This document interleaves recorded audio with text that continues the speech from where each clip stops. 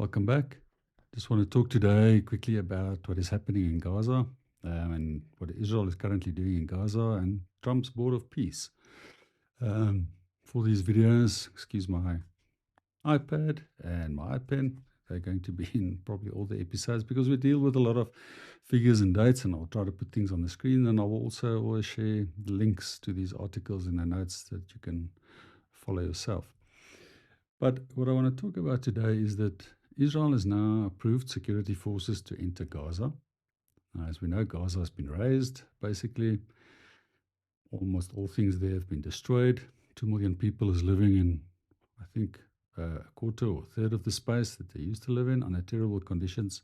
70,000 dead and 23,000 children killed. And now they're going to have to deal with security forces from countries that Trump and Israel will decide on to enter these areas. I can only imagine how absolutely stressful that must be for people to now having to deal with this. Now, at first glance, it probably sounds like a wonderful peacekeeping mission. But like I say, I doubt if I'm in that situation. And again, yes, I cannot imagine being in that situation. But I doubt being in that situation, having more forces into that area and having to deal with that additional stress. But I want to look at a few of the details here that they're talking about. So the initial force, they say, will have around 200 members. Some of them will be, and I quote from Uganda, stabilization force will include 200 members from, and this is the quote, friendly countries such as Uganda and Morocco. And again, I don't think I will call a peacekeeping force coming into my country after everything has been destroyed peaceful peacekeeping force. And they will deploy in areas that is not under Israeli control. Yeah. Now, we need to probably take a step back here because one of the first things that happened was in November 2025.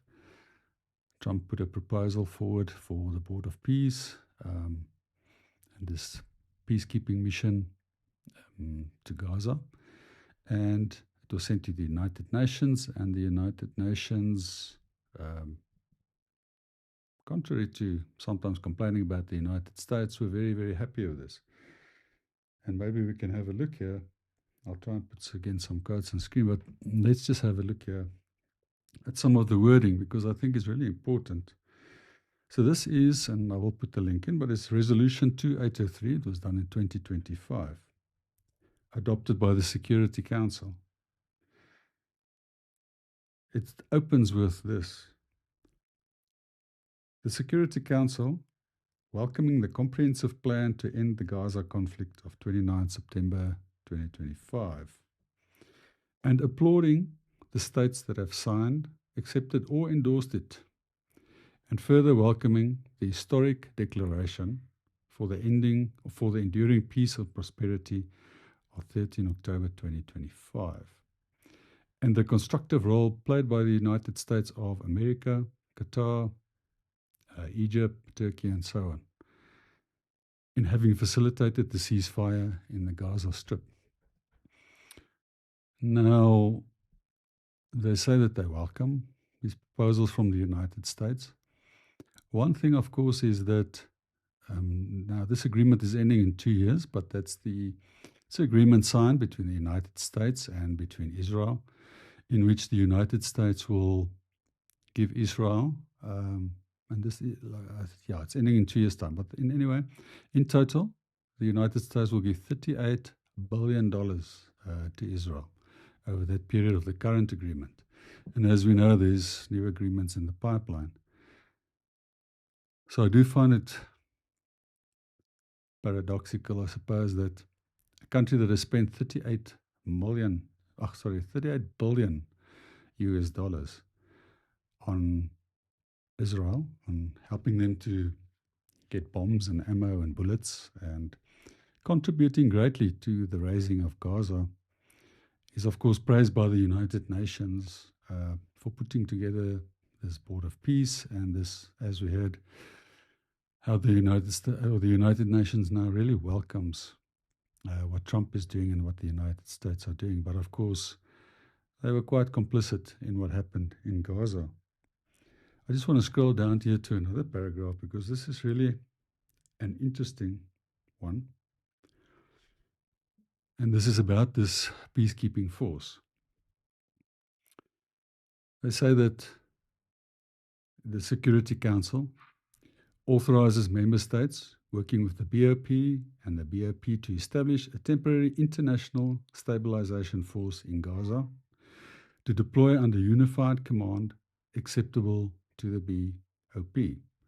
So again, a board of peace compiled of, quite frankly, random countries. The force is contributed by participating states in close consultation and cooperation with the Arab Republic of Egypt and the State of Israel, and to use all necessary measures to carry out its mandate consistent with international law, including international humanitarian law. Now, again, I don't know about you, and you can comment in the comments, but talking about international law and humanitarianism and how this Board of Peace and this stabilization force is now going to help with the rebuilding of Gaza under the direction of two of the countries that has done the most to raise Gaza is, really quite unbelievable. I'm not going to carry on about it. We can talk again tomorrow. But I think, if you hear this wording, and you can go read some of these documents yourself, it's not a long document. It's truly, if you look at this humanitarian crisis and then talk of Board of Peace and international law and humanitarianism and how they're going to rebuild Gaza after, again, the United States has spent $38 billion. I think under Biden, he gave them another $12 billion. And the very forces that have done the most to raise this and put those families in despair is approved by this United States UN Security Council, and is now apparently going to rebuild this entire strip. We can talk about this again. I don't want this video to get too long, but thanks for listening, and leave your feelings and opinions in the comments. Thank you.